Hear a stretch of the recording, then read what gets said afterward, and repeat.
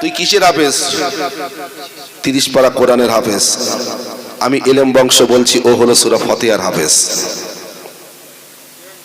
তোকে যদি হাফেজ বলা যায় 30 পারার, ওকে বলা যাবে সূরা ফাতিহার হাফেজ। তাহলে যে সূরা ফাতিহা মুখস্থ করে গেছে তার কি স্টেজে ওঠা যাবে না? 30 পারা কমপ্লিট করলে স্টেজে উঠতে হবে?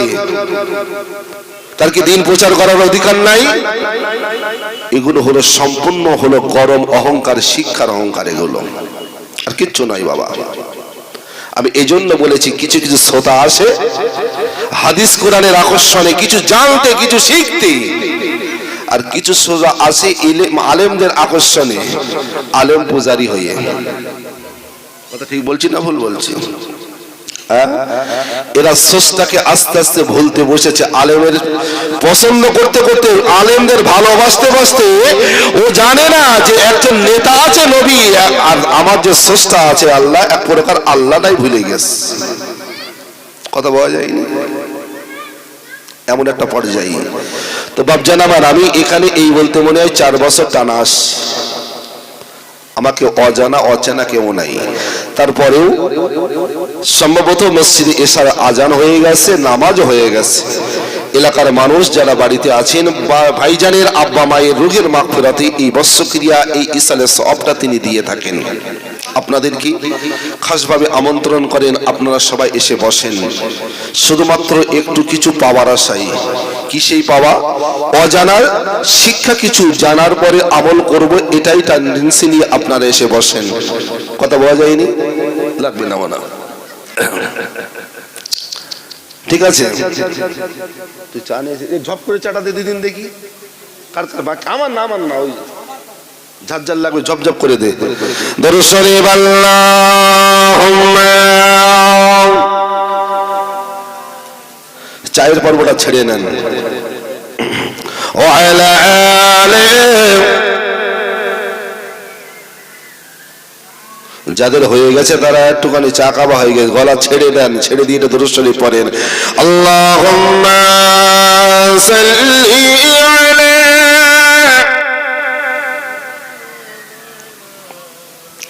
ওয়া আলা আলিহি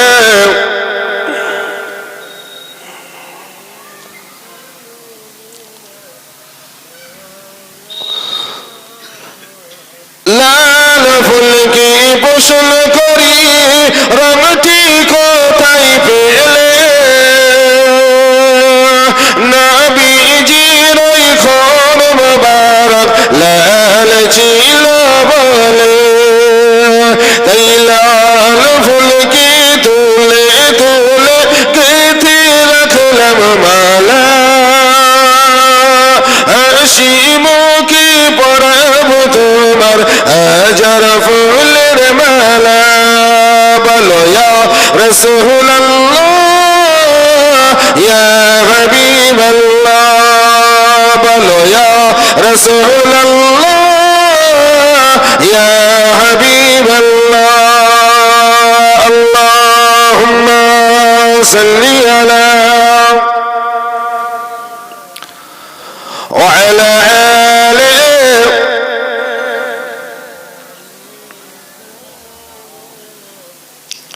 বাপজান আমার, আল্লাহ পাক আমাদের ভালোবেসে আমাদের কাছে পাঠিয়েছেন পবিত্র আল কোরআন, আল্লাহর পাক জবানি।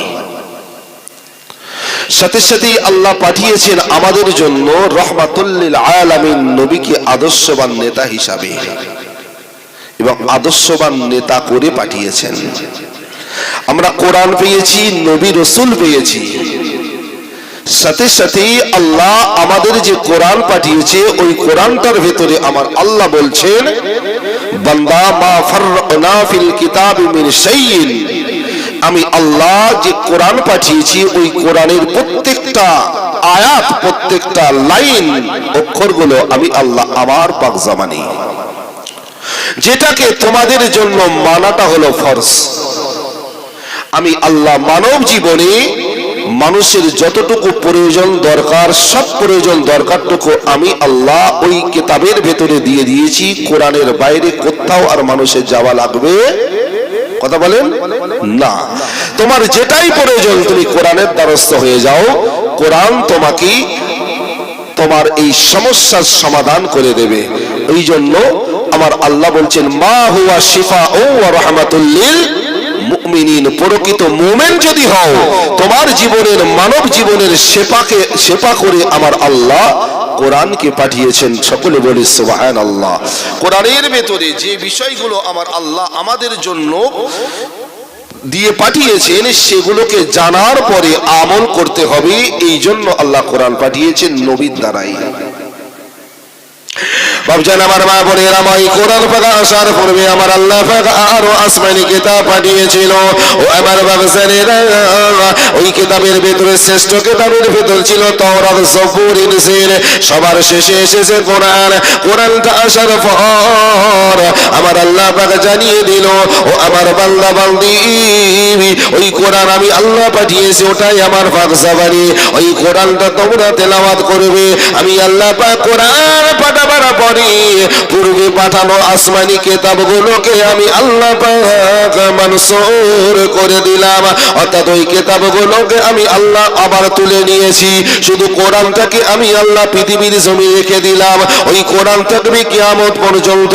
আমি আল্লাহ বলছি বান্দা, কোরআনের দ্বারস্থ তোমরা হও। ওই কোরআন শরীফের ভেতরে আমার আল্লাহ এটাও জানিয়েছেন, আমার বান্দারে ও আমার বান্দিরে, কোরআন এমন একটি কিতাব যে কিতাবের দিকে তাকিয়ে থাকলেও আল্লাহর রহমত বর্ষিত হয়, যে কিতাবটা পড়লে আল্লাহর রহমত বর্ষিত হয়, যে কিতাবটা তেলাওয়াত করলে আমার আল্লাহর দিদার হয়। সাহাবীরা বললেন ইয়া রাসূলুল্লাহ, হুজুর কেমন করে আমার আল্লাহর দিদার হবে কোরআন তেলাওয়াত করলে?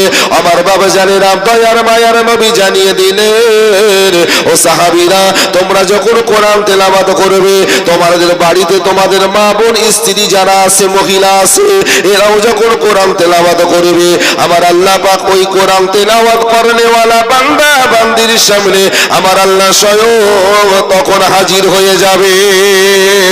আমার নবী জানিয়ে দিল, ও আমার সাহাবীরা, তোমাদের বাড়িতে তোমাদের স্ত্রী তোমাদের মা বোনগুলো যখন কোরআন তেলাওয়াত করে, তোমরা ঘরেতে গিয়ে দেখছো তোমার বিবি কোরআন পড়তেছে, বাড়িতে গিয়ে দেখছো তোমার মা কোরআন পড়তেছে, ঘরে গিয়ে দেখছো তোমার মেয়ে কোরআন পড়তেছে।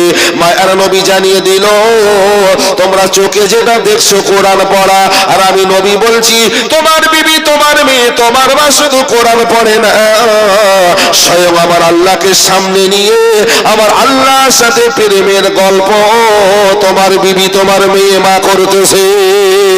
তুমি চোখে না দেখতে পেলে স্বয়ং তোমার বিবি কারণে, তোমার মায়ের কারণে, তোমার মেয়ের কারণে, তোমার ওই তালপাতা কুড়ে ঘর, তোমার ওই টালির ছোট্ট ঘর, ওই ঘরেতে স্বয়ং আমার আল্লাহ পাক তোমার স্ত্রী মা মেয়ের কারণে স্বয়ং আমার আল্লাহ উপস্থিত হয়েছে।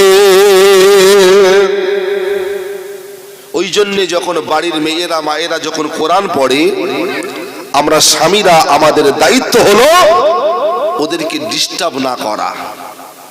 কথা বলা যায়নি কেন? আজকে হয়তো আমি স্বামী এখনো নামাজ পড়ি না, আমার বউটা কোরআন পড়ছে, রসুল বলছেন তুমি ঘরে গিয়ে দেখছো তোমার বিবি কোরআন পড়ছে, রসুল বলছেন তোমার এখন জীবনে ভাত খুলে খাবার তোমার অভ্যেস নেই, বউ না খুলে দিলে খেতে পারবে না। এখন রাত্রিবেলা বড় ক্ষুধা লেগেছে, সারাদিন মাঠে কাজ করেছে, একটু সকাল সকাল খেয়ে শোবো, এই টার্গেট নিয়ে বাড়ি গিয়ে দেখি বউ কোরআন পড়ছে। তুমি তোমার পারলে তোমার স্ত্রীর পাশে বসে কোরআন শোনো। কেন? এজন্য যে তোমার স্ত্রী এই মুহূর্তে যে কাজটা করছে ও কাজে বাধা দিও না। ও কিন্তু শুধু কোরআন পড়ছে না, কোরআনের প্রত্যেকটা কথা হলো আমার আল্লাহর কথা, আর ওই আল্লাহর কথাটাই তোমার স্ত্রীর মুখ দিয়ে বার হচ্ছে, তোমার মেয়ের মুখ দিয়ে, তোমার মায়ের মুখ দিয়ে। সে যেন আমার আল্লাহকে সামনে নিয়ে আমার আল্লাহর সাথে ডাইরেক্ট আল্লাহর কথা দিয়েই গল্প করছে। বলুন সুবহানাল্লাহ। আল্লাহর কথাগুলো তোমার স্ত্রীর জবান দিয়ে বার হচ্ছে। তুমি ভাগ্যবান স্বামী, তোমার স্ত্রীর কারণে স্বয়ং আমার আল্লাহ তোমার বাড়িতে প্রবেশ করেছে। আমরা কিন্তু এই দায়িত্বটা পালন করব। হাজার অভ্যেস নেই, চেষ্টা করব যেন বাধা না দিই। রাজি আছেন? কিন্তু আমরা একটা জায়গায় একটু কষ্টে আছি। বিয়ে করেছি, বিয়ের আগে যাচাই বাছাই করেই বিয়ে করেছিলাম। আমি করিনি, আমার মা বাপ করেছিল। বারবার আমার জন্য যখনই মেয়ে খুঁজেছে, যেখানেই দেখতে গিয়েছে, বারবার মেয়েকে জিজ্ঞাসা করেছে মেয়েটা কোরআন পড়তে পারে কিনা, একটু ভালো করে শোন। সেই আদিম যুগ থেকে আর আজও এই সিস্টেমটা